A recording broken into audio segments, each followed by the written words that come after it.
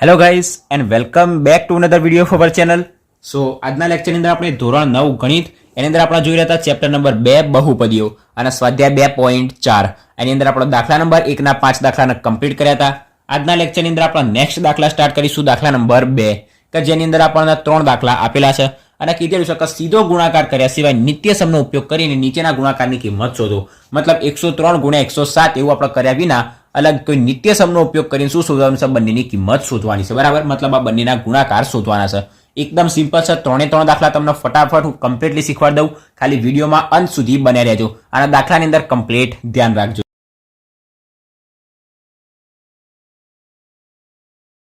સો હવે 103 અને 107 આપણે અલગ રીતના લખવાના. આપણે ઉદાહરણની અંદર ઓલરેડી જોયા હતા, પણ જેને ઉદાહરણ ના જોયા હોય એના માટે પણ આપણે રીત કરવી પડશે. સો પહેલા નંબરની અંદર કરીએ બરાબર 103 અને 107 આપણે કોઈ એવી અલગ રીતના લખવાનું, પછી જે કૌંસ મળે એને આપણે શું કરી દેવાનો? ગુણાકાર કરી દેવાનો. 103 આપણે બીજી કઈ રીતના લખી શકાય તો કે 100 + 3. 100 + 3 શું થશે? 103 બરાબર. અને 107 ના શું લખી શકાય તો કે 100 + 7. તો 100 + 7 એટલે શું થશે? 107. આ બંનેનો શું ગુણાકાર છે કમ્પ્લીટ. તો 103 ના આપણે અલગ રીતના શું લખ્યા તો કે 100 + 3 અને 107 ના લખ્યા 100 + 7 અને બંનેનો કરી દીધો આપણે ગુણાકાર. હવે બરાબર આપણને અહીંયા બે કૌંસ મળી ગયા અને બે કૌંસનો ગુણાકાર કરતા તો આપણને આવડે છે. દાખલા નંબર 1 આખો 5 દાખલા એના ઉપર જ હતા. તો આપણે કરીશું બરાબર. પહેલા નંબરની અંદર 100 જે રહ્યા એના કૌંસ જોડે ગુણીશું અને 3 જે રહ્યા એના કૌંસ જોડે ગુણીશું. તો 100 m ના m એના આપણે આખા કૌંસ જોડે ગુણીશું તો 100 + 7. અને બીજા નંબરની અંદર આપણે શું કરીશું તો કે પ્લસ આ જે 3 રહ્યા +3 છે તો +3 એના આપણે આરે આખા કૌંસ સાથે ગુણીશું. આમ તો આપણે ડાયરેક્ટ ગુણી દેતા, પણ જેને ખબર ના પડે એના માટે આપણે આખું સ્ટેપ લખીએ. તો 100 ને 100 જોડે ગુણીશું તો શું થશે? 10,000. પ્લસ 100 ને 7 જોડે ગુણીશું એટલે શું થશે? 700. પ્લસ 3 ને 100 જોડે ગુણીશું તો શું મળશે આપણને? 300. પ્લસ 3 ને 7 જોડે એટલે 7 તરી 21. કમ્પ્લીટ આટલા સુધી. તો કે બરાબર અહીંયા 10,000 ને એમ રાખીએ પ્લસ 700 અને 300 એટલે શું થશે? 1,000 અને પ્લસ 21. તો બરાબર 10,000 + 1,000 + 21. તો 10,000 ના 1,000 એટલે 11,000 અને પ્લસ 21 એટલે 11,021. બરાબર, જેના સરવાળો ના આવડે કરી દેજો. 10,000 પછી 1,000 અને 21 બધાનો શું કરવાનો છે? સરવાળો. 1 0 0 તો 1, 2 0 0 2, 0 + 0 એટલે 0, 1 0 1 અને 1, 11 0 21. તો 11 0 21 આપણને શું મળી ગયો? આનો જવાબ મળી ગયો કમ્પ્લીટ. નેક્સ્ટ આપણે જોઈએ નંબર 2. નંબર 2 ની અંદર આપણને શું આપણા છે? 95 ગુણ્યા 96. 95 ગુણ્યા 96. હવે અહીંયા આપણે શું કરવાનું? તો આની અંદર આપણે બે મેથડ કરી શકાય.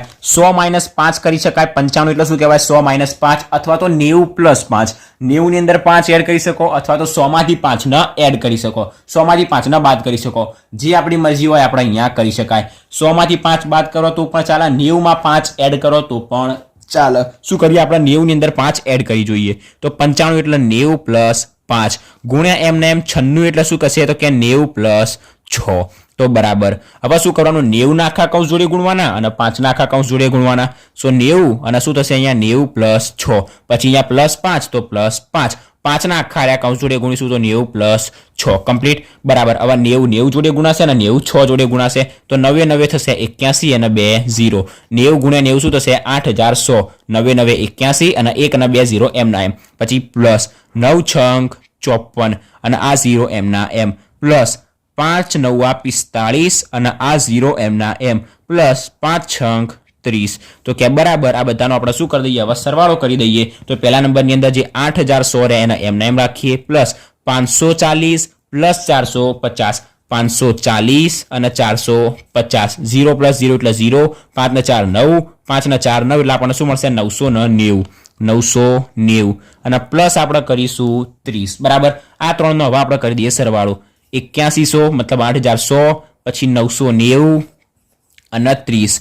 0 + 0 + 0 એટલે 0. 9 ના 3 12 નો બગડો વધી આવશે 1. 9 1 10 ના 1 11 નો એકડો વધી પડશે 1. 8 ના 1 થશે 9. તો 91 20 આપણો શું આવશે જવાબ? તો બરાબર 91 20. બરાબર, આવા સરવાળા આપણને આવડવા જોઈએ. નંબર 2 બીજો દાખલો શું થઈ ગયો? કમ્પ્લીટ થઈ ગયો. હવે આની અંદર 90 + 5 કરો અથવા તો 100 - 5 કરો. પછી 96 ની જગ્યાએ 90 + 6 કરો અથવા તો 100 - 4 કરો. કોઈ ફરક ના પડે. બંનેની અંદર જવાબ શું આવે? એક સરખો જ આવવાનો. બરાબર, એટલે આપણે જે રીત કરવી હોય એ કરી શકાય. સો આપણો શું થઈ ગયો? બીજો દાખલો અહીંયા શું થઈ ગયો? કમ્પ્લીટ થઈ ગયો.